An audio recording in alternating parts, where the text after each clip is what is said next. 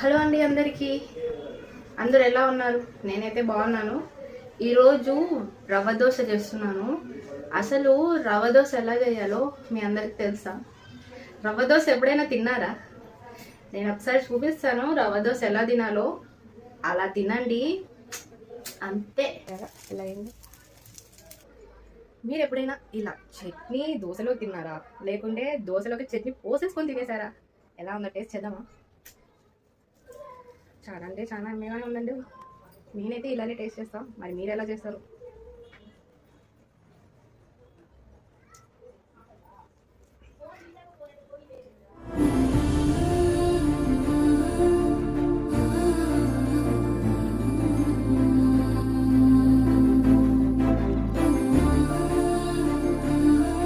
మీరు కూడా ఇలా టేస్ట్ చేసి ఎలా ఉందో కామెంట్ సెక్షన్లో కామెంట్ చేయండి.